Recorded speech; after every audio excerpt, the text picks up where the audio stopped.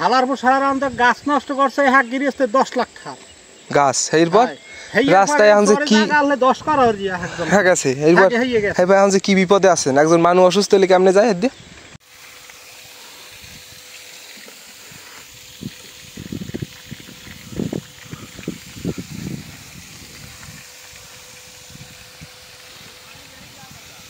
দেয় না খা এদিকে পাইপ ফাইটতে যায় আইতে পেরে না ঠেললে যায় না পানি উঁচের দিয়ে পানি কম যায়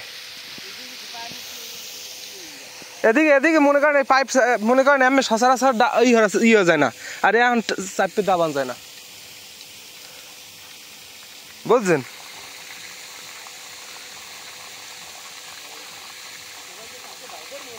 হ্যাঁ লাভ লস নাই হ্যাঁ ও কোনাটা মিলিয়ে দিতে পারেন কোদাল দিয়ে হয় ওখান দিয়ে না এই খেলি এই বাঁশের ওখান দিয়ে ওই হচ্ছে আমার মোটর চলে আমার সাবমার্সিবল মোটর আমি জুম করে দেখাই এই হচ্ছে সাবমার্সিবল মোটর এখান থেকে হচ্ছে যে খাল কেটে রাস্তা তৈরি করছে আর আমার হচ্ছে খাল থেকে এই যে মোটর দিয়ে এই যে পুকুর এই যে এখানে পানি যাচ্ছে এই যে এই পাশের পুকুরে এই যে পুকুরে হচ্ছে পানি যাচ্ছে তো দেখেন এই যে পুকুরে পানি যাচ্ছে তো 1.5 ঘরার মোটর এটা তো আমি এটা আমাদের হচ্ছে এই যে এখানে একটা মসজিদ আছে মসজিদের ইমাম সাহেবের পুকুরে হচ্ছে পানি দিচ্ছি তো পানি দিচ্ছি আমার কাছে হচ্ছে প্রায় 10-12 দিন হচ্ছে আমার পিছনে ঘুরছে আমার কাছে বলছে অন্য লোক দিয়ে বলাইছে যে আমার পুকুরে একটু পানি নিয়ে দাও আমি সাহস করতে মানে আমি প্রথমে আমার কাছে বলছে পর আমি সাহস করি না যে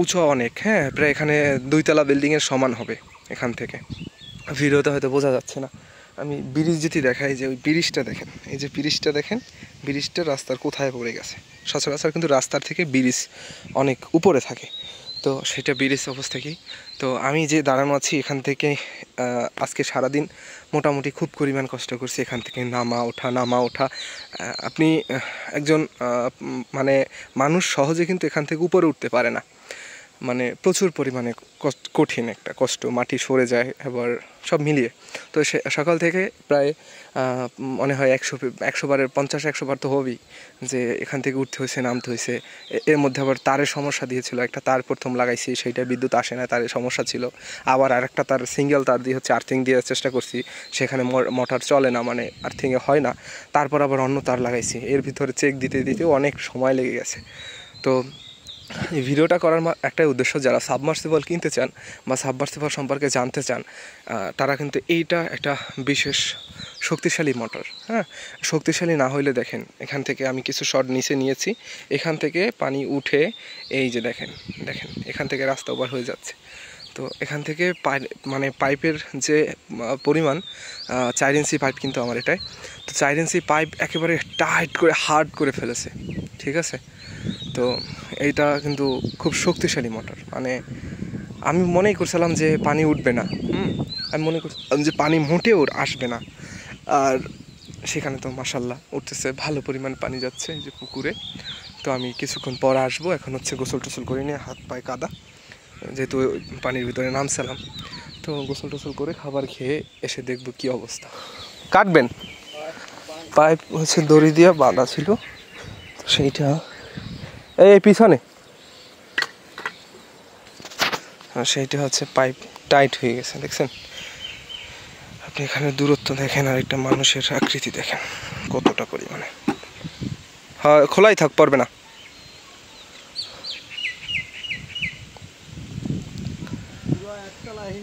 হ্যাঁ ওই দিয়ে একটা 2 তলা কইছি হারতে কোনো ভুল নাই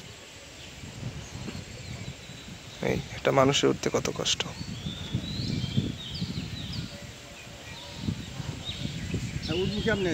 হাত দেন কোদাল ধরাই দেন ও বুদ্ধি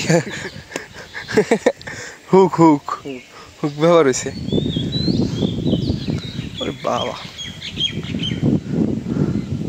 তুই বুঝলাম উঠবি তো ভালো পরিমাণ যাইতেছে দিও আর ওই পাশে তো হার্ড হয়ে গেছে যাক যা যায় আলহামদুলিল্লাহ কারণ এই কন্ডিশনে মেশিনে তো সাহসই করে না মেশিন এই দুলাল আদার কোদার পাঠাইছিলাম মুই জোরে দুলাল আদার কইছে না পারমু না বা হ্যার পরা কইছে না হাওয়ার দেও পানি উঠবে না এবার তো মুই সাহস করি না পড়ছো, মুই পাঠাই দিছি কই বাদ দিয়ে উঠবে না।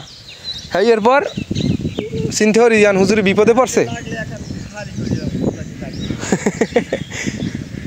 থাক এখন যে বেলা সেরকম চলুক দি পজিশন কন্ডিশন দেখি। জোয়ারে ভরে যাবে না খাওয়াল একটু পরই পুর না বললে এই যে এমনি তো পাশ শুকনো না, পানি মনে করেন চোখের পলকে পানি টানি যাবে, পানি থাকবে না একেবারে টাবু টুবু না বললে। তো আপনারা একবার চিন্তা করেন যে কতটা পরিমাণ উচ্চ। এখানে 2 তলা বিল্ডিং বলছি, আমি তার থেকেও বেশি হবে যদি 2 তলা বিল্ডিংয়ের সমান মাপটা হিসাব করি। এই একটা অবস্থার মধ্যে হুজুরের মানে ইমাম সাহেবের বিপদ দেখেই কিন্তু আমি এসেছি, নয়তোবা তো আমার কোনো ইচ্ছা ছিল না। আর সহজ ছোট ছোট জায়গা হয় ওগুলো শেষ করে দিই বা পুকুর ভরা হয়, কিন্তু এমন একটা পজিশনে ইমাম সাহেব বিপদে পড়ে গেছে। তার রাস্তায় কি রাস্তা বান্ধানে খুশি না আপনারা স্যার? আপনারা খুশি নাই রাস্তা বান্ধায়? রাস্তা বান্ধায় হ্যাঁ পাকাই খালে এলাইতে থাকলে মোরা গ্রামীণ ব্যাখ্যা দিতাম, ব্যাখ্যা দিতেন যদি রাস্তা পাকাই খালে এলাই যেতেন। মহা খুশি না? দিতে পারতাম। সরকারের টাকা কামড়াইলে হরে কি আর কি। সালার পর সালার আমাদের গাছ নষ্ট করছে হাক গিরিয়েছে 10 লাখ টাকা গাছ। এরপর রাস্তায় এখন যে কি 10 করা হয়ে একদম হ্যাঁ গেছে। এইবার এখন যে কি বিপদে আছেন, একজন মানুষ অসুস্থ হলে কেমনে যায় এর দিয়ে? এরপর যে কত যে বহন করে আসি কর বাইরে হ্যার কোনো শেষ নাই। 2 তলা বিল্ডিং এর 100 কয়বরের উপর দিয়ে রাস্তা আনেছে, 100 কবরস্থান হেই তলে দেশ রাস্তা, হেই উপর দিয়ে নেছে রাস্তাটা। শালা খুনালেও হারে না। 2 তলা বিল্ডিং এর বেশি হবে না উঁচু? ও গড। একটা মানুষের বক্তব্য কি এই রাস্তা নিয়ে, সেটা কিন্তু একেবারে আপনাদের লাইভ শোনাইলে মানে সরাসরি আর কি, লাইভ বলতে ওই রকম মানে একেবারে কাটকট কিছুই নাই। তো এটা ব্রিজ মানে এটাও ভাঙা অবস্থা আছে। তো ওই পারের রাস্তা দেখেন আর এই পারের রাস্তা দেখেন কত, মানে ওই পারের রাস্তা আর এই পাশের হচ্ছে যে মসজিদ, এটা হচ্ছে মসজিদ। এই মসজিদের হচ্ছে উপরে টিন হতে পারে, উপরে যে ছাউনি সেটা হতে পারে। মানে কি একটা অবস্থা। এই পাশে ব্রিজের নিচে ঢাল দেখেন আর ওই পাশে ব্রিজের ঢালের পর উপর দেখেন কি পরিমাণ একটা অবস্থায় আছে। তো দর্শক এই ছিল আজকের ভিডিওটা। যারা কষ্ট করে ভিডিওটি দেখেছেন তাদেরকে অসংখ্য ধন্যবাদ। ভালো থাকবেন, সুস্থ থাকবেন, আগামী একটা ভিডিও দেখবেন। আর আপনারা অবশ্যই কমেন্ট করে জানাবেন আমরা কি কন্টিনিউ হব ইউটিউবে, সেটা একটু জানাবেন, কারণ আমরা কিন্তু কন্টিনিউ হতে পারতেছি না। ধন্যবাদ সকলকে।